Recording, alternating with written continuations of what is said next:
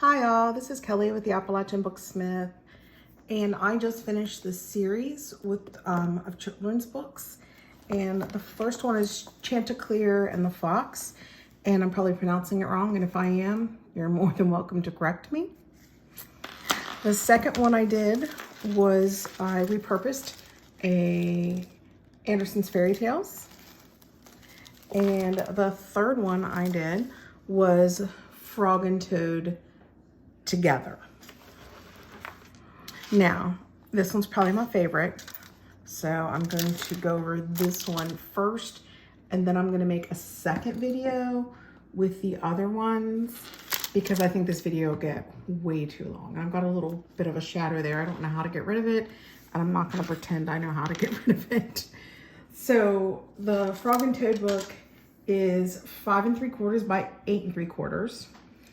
And it has a 1 3/4 inch spine and has over 100 pages. I had way too much fun with this. Absolutely in love with the edges of these papers. I bought some leaves and some different embellishments and really went to town on this. I guess I kind of got rid of that shadow. Maybe that'll help. That's a little better. So on this, I do have 4 signatures, and they have the exposed threads. I went ahead and stitched them right in. And there is a tassel, and the tassel has some different beads in it. I fell in love with this key. I found this key, and it was very nature-y, this little key, so I thought I really had to put that on there. And if you dig through the tassel, I believe there's a little frog in there. Yep, there's a little frog on a lily pad, and there's a little acorn. I kind of, because it's Frog and Toad and they're always on their little boat and doing little adventures in nature, I went ahead and went with more of that nature theme to go with the book. There are over 100 pages in the book.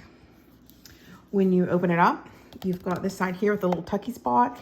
And I was really excited. I followed 2 or 3 tutorials, probably Pam at the Paper Outpost is who I watched last.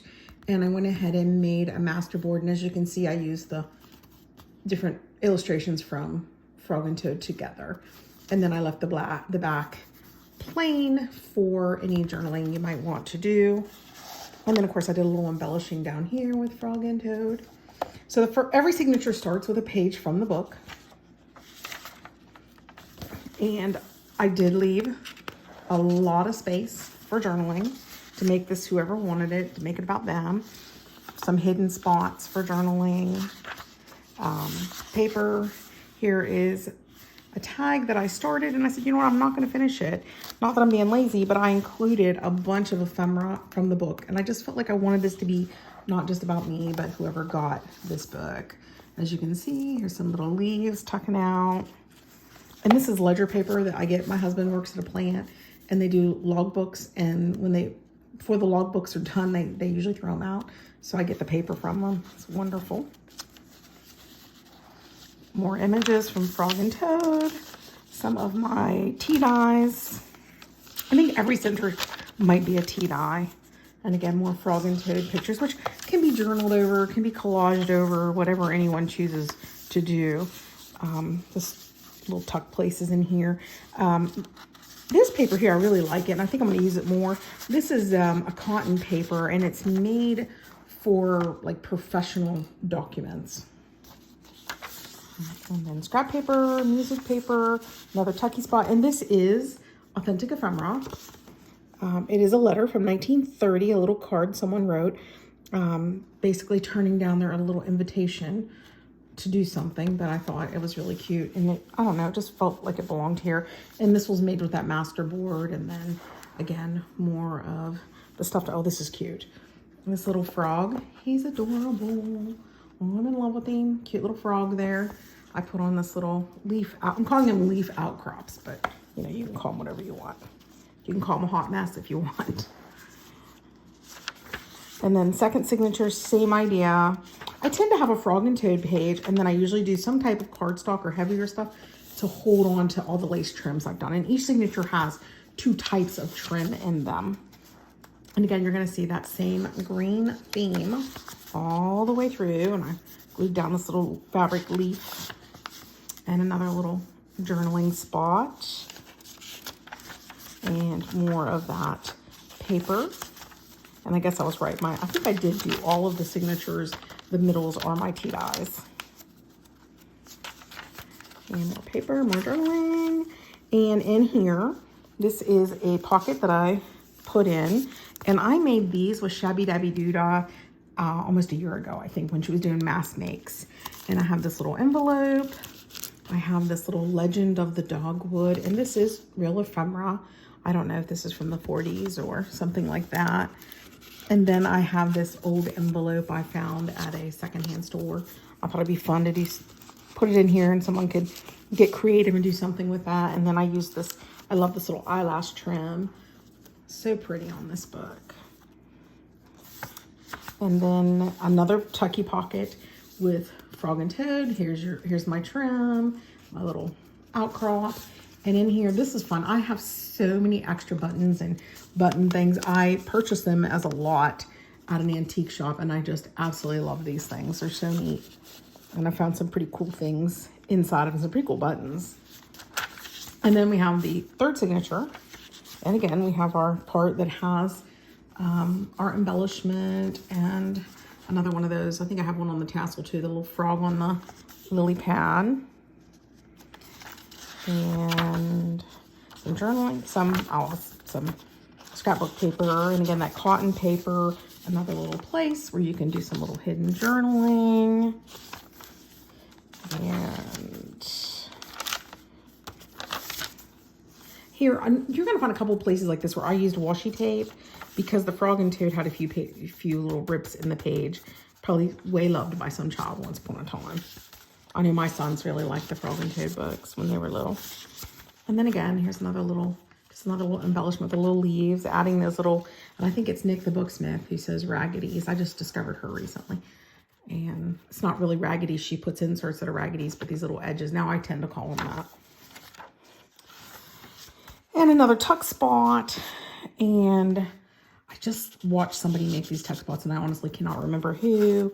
A journaling card made with my masterboard, and I put in some paper on the back that's tea-dyed. And the final signature. Here again is our little, oh, I think I have somebody wanting, oh, it's on the other side. So this is another one of my little tabs. And on this side, I have a little tree. On this side, he's not wanting to sit right.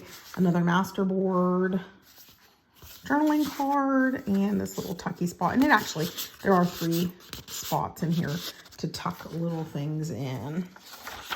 I love this paper. I can't remember where I got it. I've got a couple sheets of it. It's so pretty. The little birdies. Another tucky spot. This is just clipped in here. It was leftover masterboard, and I thought, might as well just send it with the journal. Whoever gets this can use it. It matches everything else. And we have, again, the tuck spot here. And just the other side of all of the signatures. And it's my last little bit of raggedy bit, and it's got a little butterfly on it.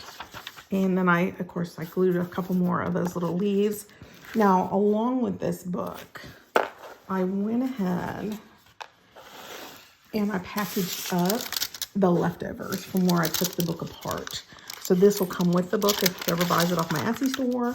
And as you can see, there are all the pages from Frog and Toad that I did not use that somebody else can use. And it has the little pictures, images. So I thought that might be fun. I am going to be putting this on my Etsy store, hopefully today, tomorrow at the latest. I'm kind of slow, I'm not slow because of laziness. I'm slow because I seem to just mess it up. I can put a book on, have it totally figured out how to get everything on my Etsy store, and then boom, it doesn't work out. Or I used to think that you could only go through YouTube video to put YouTube videos in, but then all of a sudden I'm putting YouTube videos in and it's going in on regular YouTube and not in YouTube Studio. But then I went to edit one of the videos and I had to go back to YouTube Studio. So it's like I'm back and forth. But I am learning. I have a new iPad for recording and I'm finding it's working out really great. So I'll be back in the next day or two to do the other 2 videos for the other 2 books. Hope you guys are having a wonderful time. Hope you enjoyed it. Maybe it inspired you to make something similar. Have a great day.